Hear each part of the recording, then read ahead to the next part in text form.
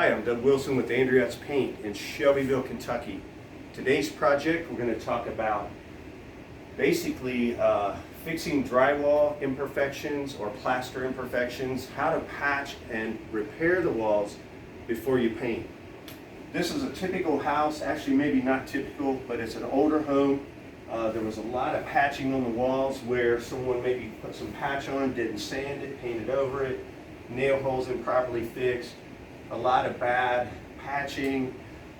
So the paint is going to magnify those things, especially if it has a shine, which is what we had here. So the client decided to actually pull drywall mud. We just skim the entire surface. So you actually resurface the entire wall. And that's the only way you can get rid of humps and bumps and low spots and make a perfect wall that you're going to want when you finish your paint job. Many times a paint job will get done. We look at the walls, all of a sudden the light's coming in at 3 o'clock in the afternoon and we see all these horrendous imperfections and the wall was just painted. That's frustrating. So before you paint, the first step, sand the walls, skim mud on the entire wall if it's a light sensitive wall. If it's a wall that has a skylight shining down on it, walls where you'll notice those imperfections, you're going to want to put a high level of finish, and that means a total skim coat on the wall. You can see here we have a few patches. Most of the mud really just filled in the texture of the paint and some low spots in the wall here. We have areas up here on the ceiling that almost required a full skim, as did the upper ceiling. This area here is right above where the bed will likely be in the room, and so that's going to be a real focus point for the family that lives here. So we want that ceiling to be nice, so we drag the mud. We're in the process of sanding the mud off, and that brings us to a big point. Anytime you bring drywall mud into a job site, whether it's a remodel or new construction, that drywall mud has to be sanded. That dust contaminates the job site, gets into the air vents, into the plugs, the outlets, the vents, the returns.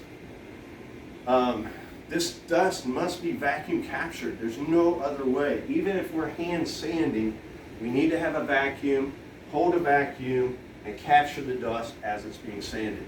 Do not allow a contractor to sand drywall mud in your house if they do not have a vacuum that's going to collect that dust, number one. Number two, we've covered the air returns. So in case we do get a little bit of dust, it won't be drawn into the rest of the house. Number three, some personal items are covered, this being the bed.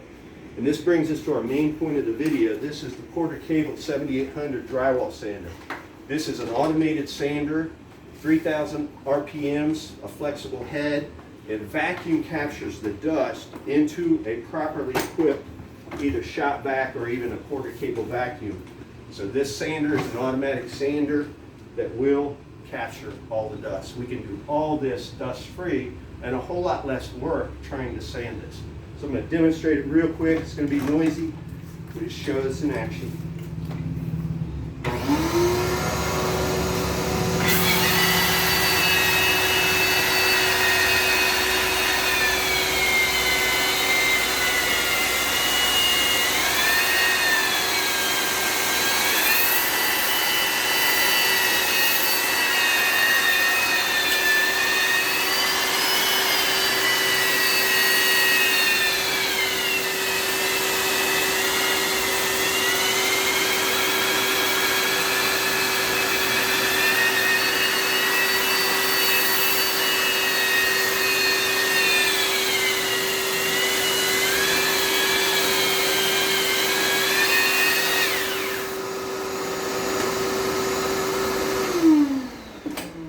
You saw that little bit of dust fly there. That's because we're in a corner, and a little bit of user error, which is me.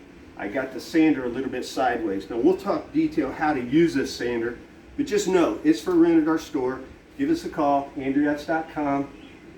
We'll be glad to talk to you about making a better quality wall before your projects and step-by-step needed to get the best project possible. I'm Doug Wilson, Andriots.com. Thanks.